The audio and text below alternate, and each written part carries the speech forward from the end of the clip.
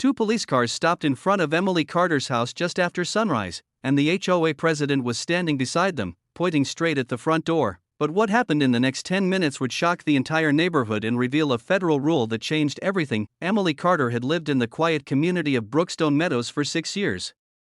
The small suburban house wasn't fancy, but it was filled with warmth. Every morning she watered the flowers along the walkway while neighbors walked their dogs and waved hello. Her husband, Daniel Carter, worked long hours as an engineer, but they both loved the peaceful street. Everything began to change when the new HOA president took control. Karen Whitmore believed rules should be followed exactly as written. At first it was simple notices, a complaint about the color of the mailbox, a warning about a garden bench near the porch. Then the letters became more serious. Karen claimed Emily was violating HOA policies by running an unauthorized home business. Emily was confused. She wasn't running a business, she simply worked remotely for a national company, answering customer service calls from a laptop inside her living room. Daniel contacted the HOA to explain the misunderstanding. Karen refused to reconsider, and 3 days later, she made a decision that stunned the entire neighborhood. She called the police and told them Emily needed to be removed from the property immediately. But Karen had no idea that federal law was about to shut her plan down instantly.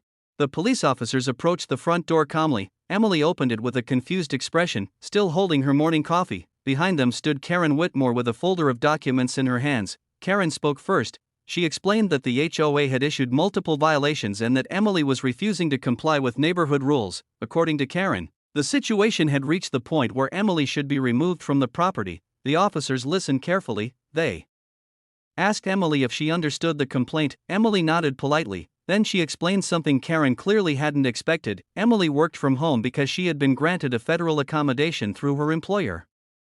A medical condition made commuting extremely difficult, so her company allowed her to perform her job remotely. Her work required only a laptop and a headset. No customers visited the home, no signs were displayed outside. It was simply quiet computer work. The officers exchanged a quick glance. Karen insisted that HOA rules banned businesses operating inside homes. But Emily calmly explained there was more to the situation, and when Daniel stepped outside holding a printed document, the entire conversation began to shift, because the paper he was holding referenced to federal protection Karen had completely overlooked. Daniel handed the document to one of the officers. It was an official accommodation approval connected to federal disability law. The letter explained that Emily's remote work arrangement was a protected accommodation under federal regulations. This meant her employer had the right to allow her to work from home if it supported her health needs. More importantly, the document clarified something critical. Local housing organizations and associations could not block reasonable accommodations connected to federally protected rights. The officer read the letter carefully, then he turned to Karen. He asked whether the HOA had reviewed any federal guidelines before issuing their eviction demand. Karen hesitated. She insisted that the HOA rules clearly prohibited businesses operating from residential properties, but the officer explained something that changed the tone of the entire situation. HOA rules could not override federal protections. The street had grown quiet as neighbors slowly gathered outside to watch. Karen's confident posture began to fade. Because the situation she thought was simple enforcement was turning into a legal mistake, and the next conversation would make that mistake even clearer. The second officer stepped forward and spoke calmly. He explained that Emily was not violating the law by working remotely. Many Americans worked from home, especially when medical accommodations were involved. The key issue was whether the activity created disruption in the neighborhood. In Emily's case, there were no customers visiting the property, no extra vehicles, no business signs, just a laptop and phone calls. The officer looked back at Karen. He explained that attempting to remove someone from their home without proper legal authority could create serious problems for the HOA. Karen's expression shifted from confident to uneasy. She opened her folder and began flipping through her papers. But none of the documents addressed federal accommodation protections. Daniel quietly stood beside Emily on the porch. He had expected another HOA argument. What he hadn't expected was police officers explaining federal housing law to the HOA president. Neighbors whispered quietly across the street. Karen slowly realized that the situation she had tried to control was now slipping away.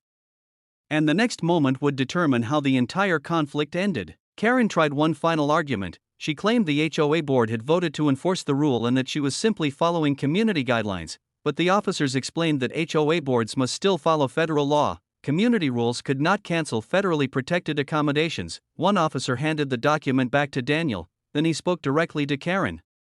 He suggested the HOA review federal housing regulations before taking further action, otherwise, the association could face serious legal challenges. Karen's face turned pale. The neighbors watching from their lawns understood what had just happened. The HOA president had attempted to force a resident out of her home, and the law had stopped the situation immediately. Karen quietly gathered her papers. Without another word, she walked back toward her car. The officers nodded politely to Daniel and Emily before returning to their patrol vehicles. The street slowly returned to its quiet morning routine, but the story of what had happened would travel quickly through the neighborhood.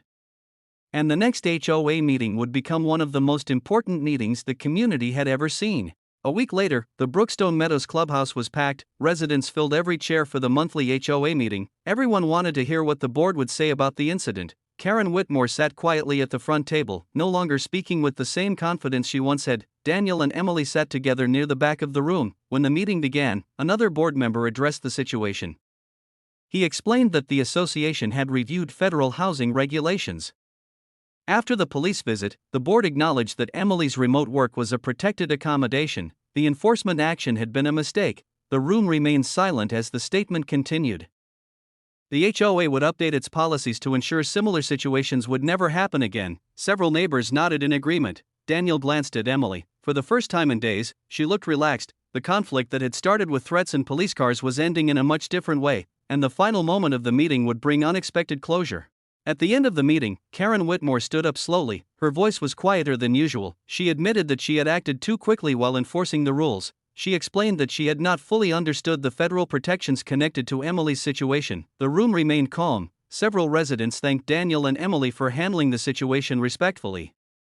Instead of turning the conflict into a bigger legal battle, they had simply explained the facts and allowed the law to speak for itself. In the weeks that followed, the neighborhood changed in small but meaningful ways. The HOA revised its guidelines and created clearer communication with residents. Emily continued her remote work peacefully from home.